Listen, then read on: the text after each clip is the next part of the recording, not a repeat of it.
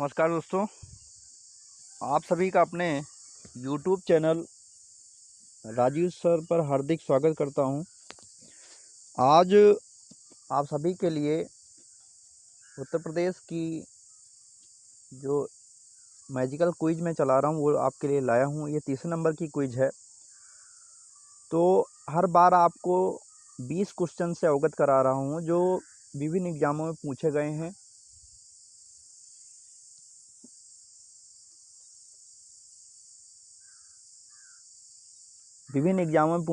तो पहला क्वेश्चन जो आपका है, उत्तर प्रदेश में सस्य जलवायु क्षेत्रों की संख्या कितनी है? ठीक है, सस्य जलवायु क्षेत्रों की संख्या कितनी है, ये कई बार एग्जाम में पूछा गया। तो सस्य जलवायु क्षेत्रों को इंग्लिश में एग्रो क्लाइमेटिक जोन कहते हैं। उत्तर प्रदेश की जो जलवायु है, जो भूगर्भिक संरचना है, जो टेम्परेचर है, वो हर जगह एक जैसा नहीं है, डाइवर्सिटी है प्रदेश में। तो हर तरीके की जो फसल है एक जगह पे अनुकूलता उसकी नहीं है। तो उसके लिए जो है प्रदेश को जो है 9 एग्रो क्लाइमेटिक जोन में विभाजित किया गया है। इनके नाम भी आपके साथ मैं मेंशन कर लेता हूं। जो 9 एग्रो क्लाइमेटिक जो आपके क्षेत्र बनाए गए हैं, जोन बनाए गए हैं, तो उनकी बात कर लेता हूं। पहला है आपके लिए तराई भाबर क्षेत्र। दूसरा है पश्चिमी मैदानी क्षेत्र। तीसरा है मध्य पश्चिमी मैदानी क्षेत्र। चौथा है दक्षिणी पश्चिमी समशुष्क क्षेत्र। पांचवा है मध्य मैदानी क्षेत्र। और छठा है बुंदेलखंड क्षेत्र। और सातवां है उत्तर पूर्वी मैदानी क्षेत्र। आठवां है पूर्वी क्षेत्र। नौवां है विंध्य क्षेत्र। ठीक है, तो ये एग्रो क्लाइमेटिक जो है एरियाज हैं। ठीक है, अगले क्वेश्चन की तरफ बढ़ते हैं दोस्तों। अगला है उत्तर प्रदेश में उगाई गई निम्न फसलों में से किसकी अवधि न्यूनतम है? तो कई फसलों के यहाँ पे नाम दिए, जैसे चना दिया है, मसूर दिया, अरहर दिया, मूंग दिया है। तो मूंग जो ऑप्शन में जो मूंग है, ये न्यूनतम अवधि में इसको पैदा किया जाता है 50 से 55 दिन में। ठीक है, आपसे ये भी पूछा जा सकता है कि ये किस प्रकार की फसल है। तो ये जायद की है फसल। ठीक है, अगले क्वेश्चन की तरफ बढ़ते हैं दोस्तों। अगला क्वेश्चन ये है कि भारतवर्ष में प्रथम कृषि विश्वविद्यालय की स्थापना कहाँ की गई थी? तो भारतवर्ष में प्रथम कृषि विश्वविद्यालय की स्थापना जो है 1960 में पंतनगर में की गई थी। तो उस समय पंतनगर जो है उत्तर प्रदेश का भाग हुआ करता था। लेकिन जो है 2000 में जब उत्तर प्रदेश का जो डिवीज़न हो गया, उसके बाद ये पंतनगर जो है उत्तराखंड का भाग है। ठीक है, तो पहला जो कृषि यूनिवर्सिटी है वो आपकी पंतनगर में स्थापित की गई थी। ठीक है दोस्तों, अगले क्वेश्चन की तरफ बढ़ते हैं।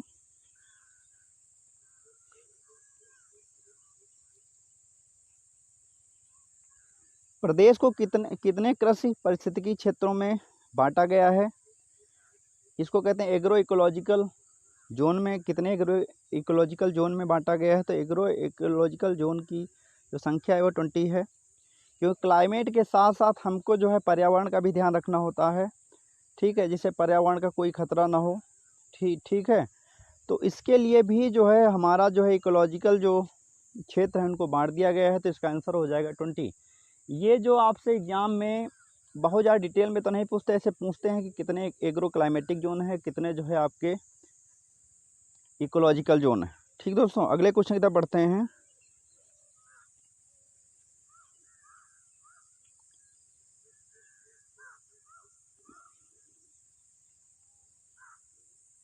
उत्तर प्रदेश का सबसे महत्वपूर्ण नकदी फसल क्या है? तो उत्तर प्रदेश का जो सबसे सबसे महत्वपूर्ण नकदी फसल है वो आपका गन्ना है। ठीक है, तो गन्ना जो है सबसे महत्वपूर्ण नकदी फसल है। गन्ना उत्पादन में उत्तर प्रदेश का प्रथम स्थान है। ठीक है, गन्ने से रिलेटेड कुछ फैक्ट आपके साथ मैं डिस्कस कर लेता हूँ जो एग्ज़ाम में आपके लिए बहुत ही सहायक रोल अदा करेंगे। तो उनकी मैं चर्चा कर लेता हूँ, कौन कौन से फैक्ट हैं वो उसकी चर्चा कर लेता हूँ आपके लिए। पहला तो मैंने फैक्ट लिखा है कि आपके लिए गन्ना का सर्वाधिक उत्पादक राज्य जो है उत्तर प्रदेश है। पहला फैक्ट ये हो गया, ये जो महत्वपूर्ण है। गन्ने का सर्वाधिक प्रति हेक्टेयर जो उत्पादन है वो उसका उस मामले में जो राज्य है वो तमिलनाडु है। सर्वाधिक चीनी जो कारखाने हैं, सर्वाधिक जो चीनी कारखाने हैं वो महाराष्ट्र राज्य में है। और गन्ने के लिए गन्ने उत्पादन के सर्वाधिक आदर्श जलवायु जो क्षेत्र है वो आपका जो है दक्षिण भारत है। और विश्व में चीनी उत्पादक जो अग्रणी देश हैं, विश्व में सर्वाधिक जो चीनी होती है वो ब्राज़ील में होती है, वो भी जो है चुकंदर से। और दूसरे नंबर पे भारत है, दूसरा स्थान है चीनी उत्पादन में, दूसरा स्थान है भारत का। भारत में अगर देखा जाए तो भारत में पहला स्थान उत्तर प्रदेश का, दूसरा महाराष्ट्र का है। इसके लिए मिट्टी की अगर बात कर लेते हैं तो दोमट और काली मिट्टी दोनों में ही इसको उगाया जा सकता है। गन्ने को दोनों ही मिट्टी में उगाया जा सकता है। एक इसमें प्रमुख रोग लगता है जिसको रेड रॉट कहते हैं, रेड रॉट रहता है, इसमें रोग लगता है। ठीक है, तो ये भी कई बार एग्जाम में पूछा जाता है। और गन्ने की जो ब्रीडिंग, गन्ने का प्रजनन अनुसंधान केंद्र कहाँ है? कोयम्बटूर तमिलनाडु में है। ठीक है, और शुगर केन इंस्टीट्यूट कहाँ पे है? तो लखनऊ में है। तो ये जो महत्वपूर्ण फैक्ट थे जो आपके साथ गन्ने से रिलेटेड मैंने आपके साथ साझे किए। ठीक है, अगले क्वेश्चन तक बढ़ते हैं दोस्तों। उत्तर प्रदेश में आंवले का सर्वाधिक उत्पादन करने वाला जिला कौन है? तो आंवले का सर्वाधिक उत्पादन करने वाला जिला प्रतापगढ़ है। उत्तर प्रदेश में अन्य जिलों में भी आंवले का उत्पादन होता है, लेकिन विशेष रूप से सर्वाधिक उत्पादन करने वाला जो जिला है प्रतापगढ़ है। ठीक है, अगले क्वेश्चन तक बढ़ते हैं दोस्तों।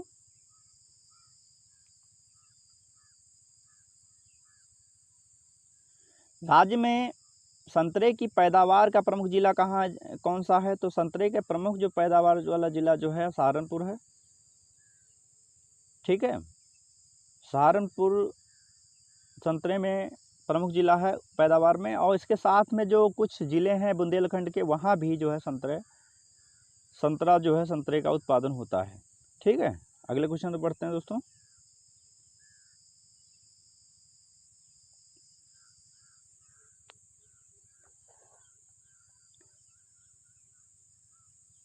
लाल मिट्टी कहाँ पाई जाती है? तो लाल मिट्टी कहाँ पाई जाती है? इसके लिए जो जगह है ये दक्षिणी इलाहाबाद का जो दक्षिणी इलाहाबाद वाला पोर्शन है, झांसी, मिर्ज़ापुर और सोनभद्र और चंदौली, ये जो ज़िले हैं जहाँ पे लाल मिट्टी पाई जाती है। कौन कौन से ज़िले? दक्षिणी इलाहाबाद, झांसी, मिर्ज़ापुर, सोनभद्र और चंदौली, ये जो ज़िले हैं वो आपके यहाँ पे लाल मिट्टी पाई जाती है। लाल मिट्टी जो बृंदक्रम की चट्टानें हैं उसमें लाल बालू में जो कण हैं उनके टूटने फूटने से ये मिट्टी का निर्माण होता है। और मिट्टी के लाल होने का कारण ये है कि लोहे के ऑक्साइड पाए जाते हैं, मुख्यतः उसमें फेरिक ऑक्साइड होता है जिसकी उपस्थिति के कारण मिट्टी का रंग लाल होता है। ठीक है, और इसके साथ में मैं काली मिट्टी की भी बात कर लेता हूँ कि कुछ जो है वेस्टर्न जो डिस्ट्रिक्ट्स हैं, जो यूपी के जो पश्चिमी ज़िले हैं और बुंदेलखंड के जो क्षेत्र हैं, कहीं कहीं काली मिट्टी पाई जाती है, जिसे स्थानीय भाषा में उत्तर प्रदेश में उसको करेल कहते हैं। ठीक है, रेगुर के भी नाम से भी जानते हैं और इंटरनेशनल लेवल पे इसे चेरनोजम के नाम से भी जाना जाता है। ठीक है, तो अगले क्वेश्चन तक पढ़ते हैं दोस्तों। प्रदेश में अफीम का सबसे बड़ा उत्पादक जिला कौन सा है? तो अफीम का सबसे बड़ा उत्पादक जिला जो है आपका बाराबंकी है। लेकिन फैक्ट्री के मामले में अगले क्वेश्चन की तरफ बढ़ते हैं दोस्तों। उसमें लिखा हुआ है कि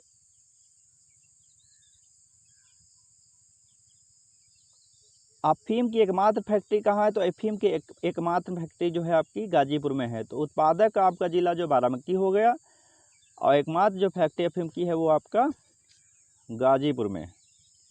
ठीक है, अगले क्वेश्चन की तरफ बढ़ते हैं दोस्तों। क्या लिखा हुआ है कि उत्तर प्रदेश में अधिकतम जोत आरोपण अधिनियम कब लागू हुआ? तो अधिकतम जोत आरोपण अधिनियम 1960 में लागू हुआ।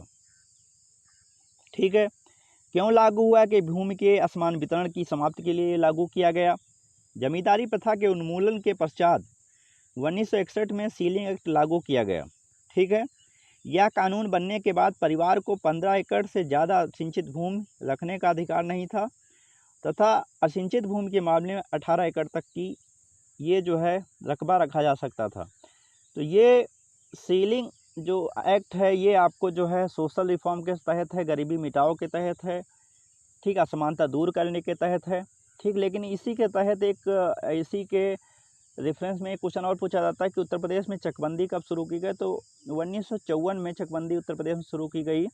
और ध्यान रखिएगा, चकबंदी में क्या होता है कि छोटे छोटे जो भूमि के क्षेत्र हैं उनको एक जगह पे एकत्रित किया जाता है, और एक जो है जोत का आकार बड़ा कर दिया जाता है, जिससे जो है छोटे छोटे भूमि के क्षेत्र होने से जो है लैंड में जो रिसोर्सेज किसान लगाता है उसका बेहतर तरीके से यूटिलाइजेशन नहीं हो पाता है।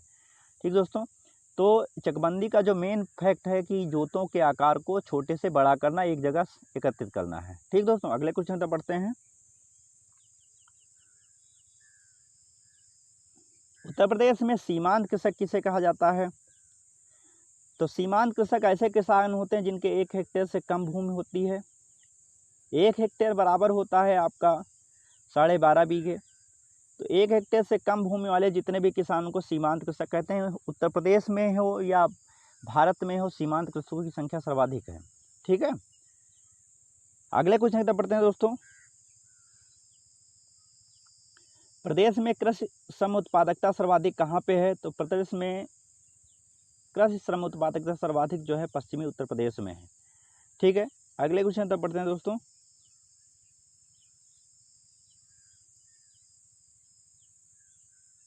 निम्न में से किस दलहन फसल का क्षेत्र उत्तर प्रदेश में सर्वाधिक है? तो चने का जो है, जो आपका क्षेत्र है दलहन फसल में, वो सर्वाधिक है। और चना जो मुख्यतः जो है बुंदेलखंड के क्षेत्रों में बोया जाता है। मुख्यतः जो है उधर जो है इसकी सर्वाधिक खेती की जाती है बुंदेलखंड क्षेत्र में। ठीक है, क्योंकि इससे पानी की ज़्यादा इसको आवश्यकता होती नहीं है, कम पानी में ही चना हो जाता है। ठीक है, अगला है भारत में उत्तर प्रदेश किस पैदावार का सबसे बड़ा उत्पादक है? तो खाद्यान्न फसलों का सबसे बड़ा उत्पादक है। इसको ध्यान रखना है खाद्यान्न फसलों के मामले में। अगले क्वेश्चन तक पढ़ते हैं दोस्तों।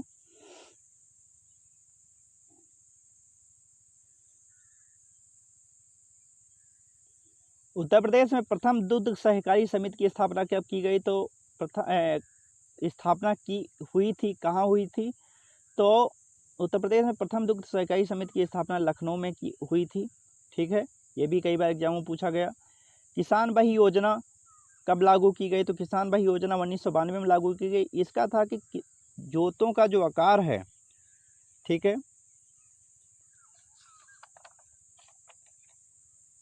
जोतों की जानकारी उपलब्ध कराने के उद्देश्य से किसान भाई योजना लागू की गई थी 1992 में, जोतों की जानकारी उपलब्ध कराने के उद्देश्य में। ठीक है, कुछ इसमें ऐसे क्वेश्चन हैं जो आपको लेखपाल के एग्जाम में बहुत महत्वपूर्ण रोल अदा करेंगे, तो इस चीज़ को ध्यान रखिएगा। ये जो टॉपिक है जो मैं पढ़ा रहा हूँ, इसमें एग्रीकल्चर से रिलेटेड बहुत क्वेश्चन आएंगे आपके एग्जाम में, तो ये टॉपिक बहुत इंपॉर्टेंट है। इसको पूरा, जब आप वीडियो देख रहे हैं तो पूरा देखिएगा ज़रूर इसको।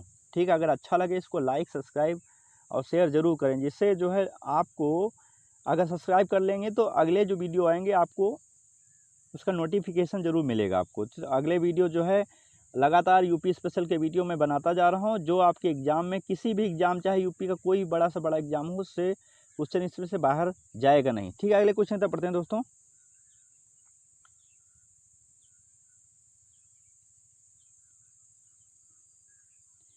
उत्तर प्रदेश अग्रणी उत्पादक है किन फसलों में? अग्रणी उत्पादक है गेहूं, गन्ना और आलू। इन तीनों फसलों का अग्रणी उत्पादक है। ध्यान रखना, पहला स्थान है उत्तर प्रदेश में। ठीक है, अगले क्वेश्चन तक पढ़ते हैं दोस्तों।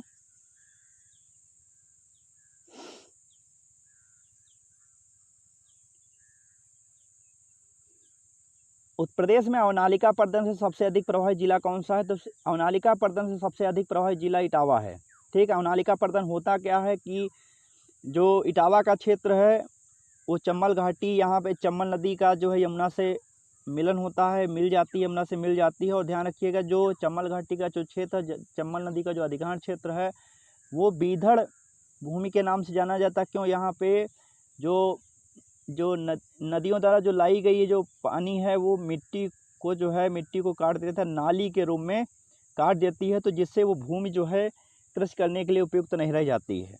ठीक है, तो इसको ध्यान रखना है कि प्रदेश में अवनालिका प्रदेश में सबसे अधिक प्रभावित जिला जो है इटावा है। ठीक है, अगले क्वेश्चन तो पढ़ते हैं, प्रदेश में पान उत्पादन के लिए कौन सा जिला विशेष रूप से प्रसिद्ध है? तो पान उत्पादन के लिए विशेष रूप से जो जिला है वो महोबा है। महोबा में पान का उत्पादन किया जाता है। और ध्यान रखिएगा 1981 में महोबा में पान अनुसंधान केंद्र की स्थापना की गई थी।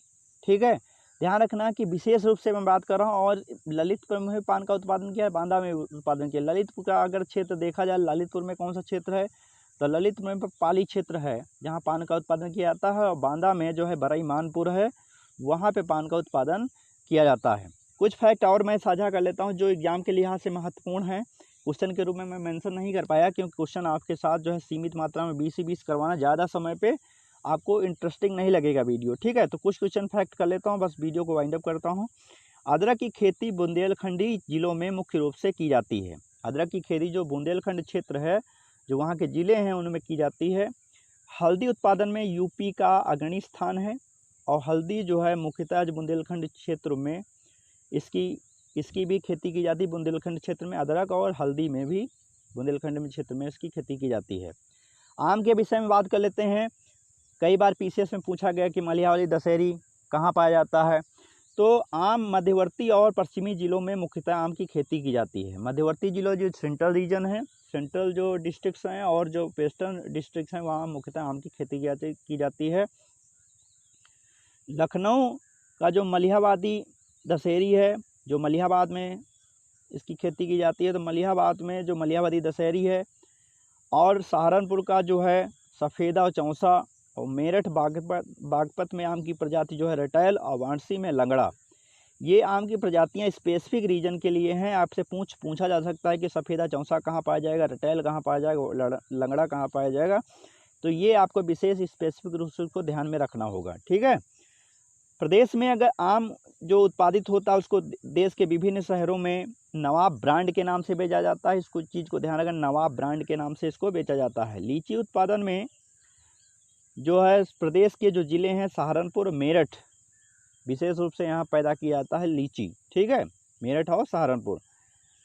अरहर, चना, अदरक की सर्वाधिक खेती मैं पहले ही बता चुका हूँ। अदरक और ये जो आपका चना है और अरहर भी दाल के मामले में ये भी। ठीक है, तो ये जो है बुंदेलखंड क्षेत्र ही है। ठीक है, जहाँ भी कम जो कम जैसे जिनको कम पानी की आवश्यकता है, तो लगभग ये मान के चलो बुंदेलखंड क्षेत्र में उस प्रकार की फसलों की अधिकता पाई जाती है।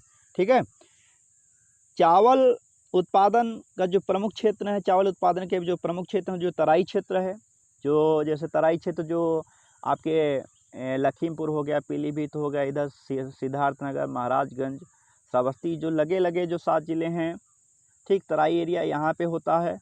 और जो पूर्वी उत्तर प्रदेश है वहाँ पे इसका जो है चावल का उत्पादन होता है। आलू का विशेष जो क्षेत्र, आलू उत्पादन का विशेष क्षेत्र पूर्वी पश्चिमी उत्तर प्रदेश में है।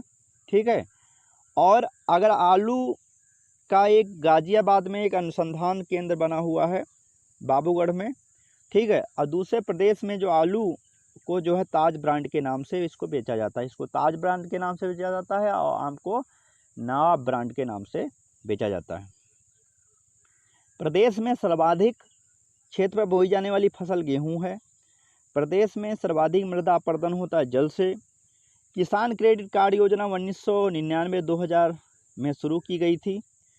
उद्देश्य क्या था केसीसी का जो उद्देश्य था वो किसानों को कृषि कार्यों के लिए सुलभ ऋण उपलब्ध कराना, कम ब्याज पर उपलब्ध कराना, जिससे किसान अच्छे तरीके से खेती कर पाएँ। ठीक है, अगले फैक्ट पर बढ़ते हैं दोस्तों। किसान मित्र योजना एक उत्तर प्रदेश गवर्नमेंट द्वारा शुरू की गई थी, जिसको 18 जून 2001 में शुरू की गई थी किसान मित्र योजना। इसका उद्देश्य ये था किसानों को सभी तरह की जानकारी उपलब्ध कराई जाए।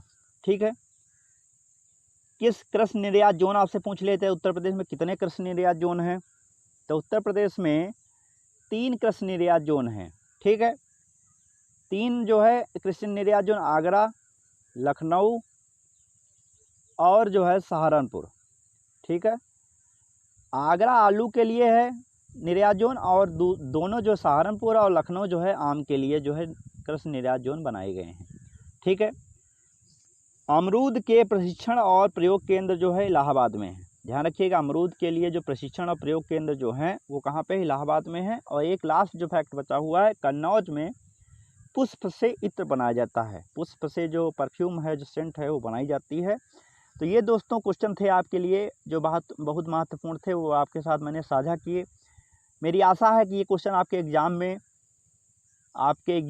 में आएंगे और आपकी जो है आपके जो स्कोर है उसको अच्छा करेंगे। ठीक है दोस्तों, ये वीडियो अगर अच्छा लगा तो इसको लाइक सब्सक्राइब जरूर करें दोस्तों। ठीक है, और जिससे आपको आगामी जो वीडियो है उसका नोटिफिकेशन जरूर मिल सके। ठीक है, तब तक के अगले वीडियो का इंतजार करें। तब तक के लिए नमस्कार दोस्तों। ठीक है।